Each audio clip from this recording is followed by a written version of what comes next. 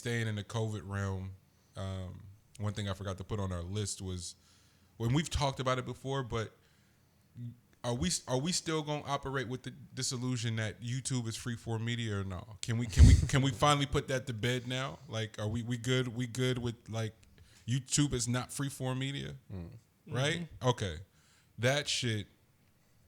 Cause just watching it, it's like, oh, cause we've all sort of pivoted to like. A lot of our human interaction is through the lens of YouTube, bro. Like whether we even define it that way or not, but YouTube, Facebook, Twitter, Instagram, and all of that shit is regulated. Like, and again, I'm not arguing for the lobbyist and like the insane propaganda. I'm not even here for that for real. But what the amendment by amendment is just like. Fuck out of here! Like, who gives a fuck what you to the point where we're gonna look up and all of our rights are gonna be gone, and the black Americans and our relationship to the amendments as a whole is unique because they've always not really applied to us, but kind of applied to us for real, and niggas are aware of them, but they don't really apply to us for real, and how many cases for the First Amendment, for the Second Amendment, for the 13th have been lost over time and time again, where it's just like by the letter of the law, this is what it is, and then like and to someone's discretion is like fuck out of here. You don't have access to those rights. So to watch it happen with content and what's happening with Hollywood, like that's why I sent you that video, that roundtable. They do the actors on actors roundtable thing, and it's become my favorite thing to watch on YouTube. Like. Because I really like the creators' POV. I don't have to really fuck with like because the one of them was with Juan Miguel and Brett that made the other Hollywood movie. This the one that came out at the same time as Hamilton. Yeah. But that whole panel was really dope because Childish was a part of it. Issa was a part of it. It was a real eclectic group. But the group that I sent you were the Hollywood execs. So the exec from Netflix. The exec from Amazon Studios, from Paramount, from Disney, Disney, and Warner. And to watch them spar, bruh, like, because you could tell there's respect, but white people especially do this, like, snarky sort of, like, undertone jab shit. How they were giving it up to Netflix, bruh, and, like, how he was just on it. Whoo. It's some of the best, like, just fly on the wall shit, right? Because you get to see how Netflix just fucked all of them up, and they all had to rethink what they thought they knew, you know? Because everything they say it time and time again. That's what it was so impressive is how candid they were about CEOs. Yeah, Or like the CEOs of each one of those of each one of those companies having a discussion about the shit that they greenlight and what they don't greenlight, why they greenlight it. And the moderator tried to get bruh from Amazon to break down what their metrics of success are, and he can't. He can't give that up because the second they give that up, everything's fucked. Because they're for Netflix. For Netflix, okay, yeah. Okay. And because basically they opened it up immediately with like, how can a script like The Irishman exist around Hollywood for as long as it did? No one touch it, and Netflix is like, bet we'll give y'all that budget, and we'll give you the 3 hours running time. They're literally the only place that film could exist, in to that, solely because of the budget, and I'm sorry, not even solely because of the budget, but more so because of the fucking running time. No one wanted to touch that movie because of the running time, and. Yeah. And then they're like, yo, how did you gauge that? And he gave some bullshit answer that kind of like pacified him, but it ain't the real answer. And ultimately, the real answer is like, they're taking an L on everything in the name of creativity. And he's like, that's what and the long ball, yeah, like long run, yeah. And that was anticipation is that there will be no cable, yeah. So and that's like we're all gonna be battling on streaming, and nigga, we gonna get that. We gonna get the market share. And he was not giving that up. No, fuck that. I wouldn't either. Nigga, fuck that shit. He wasn't giving that up. He was just like, yeah. So, Yeah, originally the film and television divisions were built out of because again it was just acquiring license for them initially, and then it was like creatives had the idea of taking their content directly to them, and they were and that whole division was built on the strength of like, yo, we're not going to be a slave to the numbers. That's dope. Wait, what? And so when you hear the other execs talk, all they can talk about is the numbers. Because they're like, yo, we got to open at this. Who pick something as simple as picking your release date fucks up everything. Which is crazy because I would think that a company that doesn't have to worry whatsoever about numbers would be Disney. I don't know why the hell they would be on the side of worrying so much about numbers. They break it down in that shit, G. What is this? So they're running out of IP and they're running out of catalog. You can only remake the same movie so many times. True. So now they're like, okay.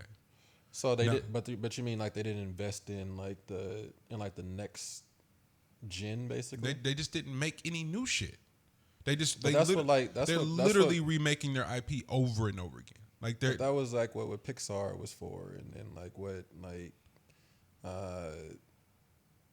Well, fuck. I think it's only Pixar now that I think about it, because I'm trying to think of. There's another division. And then like when Disney. you have like Marvel, but Marvel timed out, and then they're now on the next group of that. But like that's two subgenres of what Disney is. But those are the things that are carrying that company right now. Got you.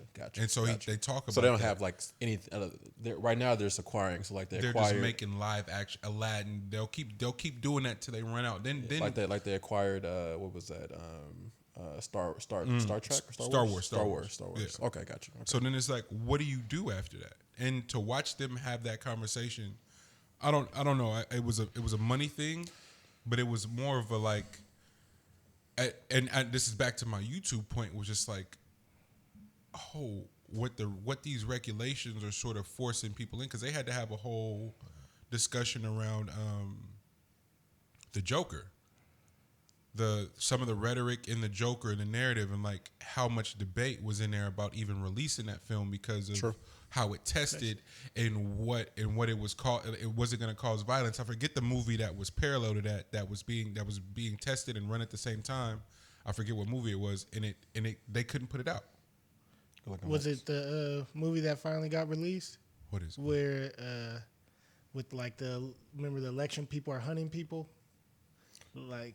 It's like with either the Democrats or Republicans, and they're hunting humans. Oh, the Hunted? Yeah, because the Hunted was supposed to come out. I don't think it's the Hunted is cold. Boy. And then like they pushed that day back because it was getting close to release date, and then all the execs were like, "Wait a minute, we might need to."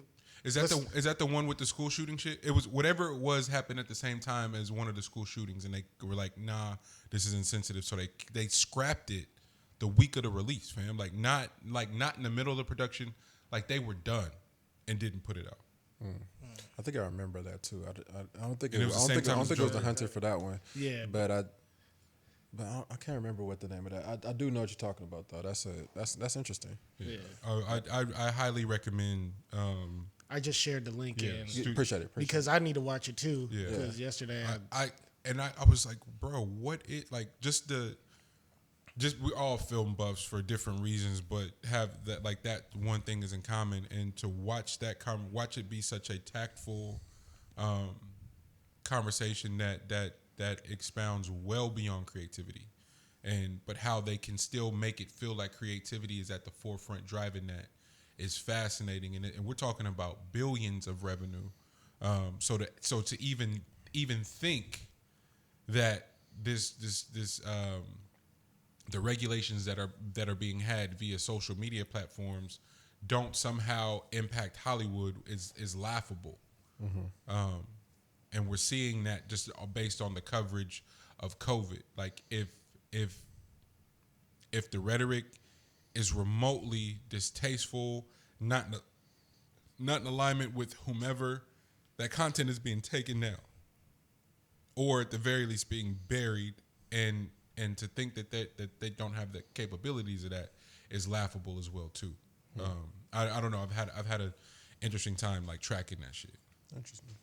Yeah, I definitely thought that Disney Plus when it came out, it had a shelf life. Just because I was like, how long is people gonna be stuck on nostalgia? Yeah.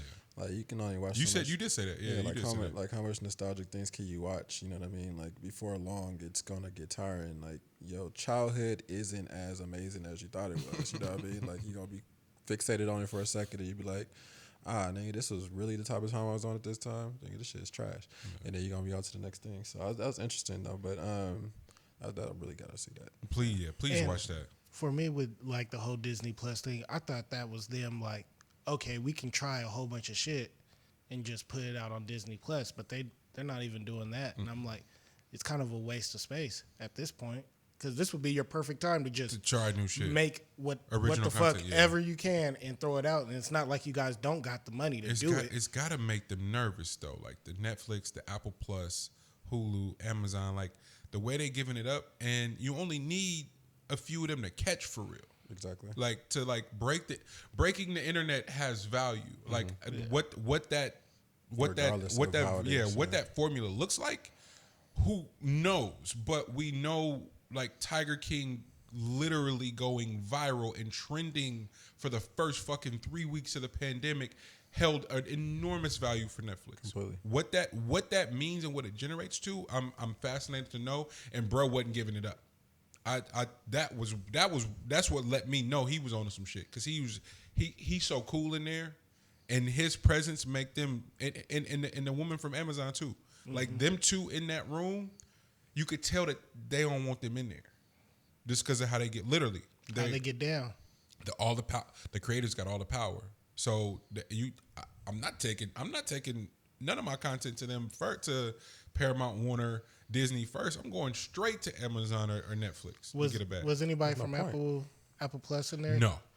Because I like what they're starting to do. I do too. No, like Apple Plus is. I had that idea too. Like that Apple Plus, the way that they started off their platform it was important. They came out with some bangers, like some shit that you wouldn't see. But it was only like 5. Yeah. Like they had a whole platform. They only had 5 things, and they said we're gonna give you that first year for free if you're a part of Apple already. Yeah. And just understand that we got shit coming. And then as you watch those shows, you're like, damn, there's money behind this. Yeah.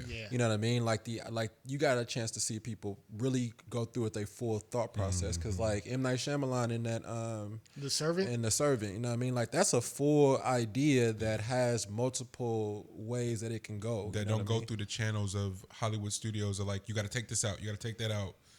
There's no way the way that show started that any other platform would allow that to even be. Probably Netflix, but like for it to be, because it started so like mysterious and slow that it's not allowed on like on a channel. You got metrics to hit. It's got to go. He didn't say who, but he said 4 like major stations had that before it passed. They couldn't. They passed, and like fast too, and they were like, and he said one of them passed just strictly off of it being me. Yeah. And that's real. Like he was like honest about it. He was like, one straight up they passed as soon as they heard it was me, and he was like, the other 3 like said down there like, oh, we don't think this would be good, we don't think this would be good, the time we're in, this, but yeah, it's pretty fucking crazy that and now to see what Netflix's top 10 is doing to the algorithm as a whole.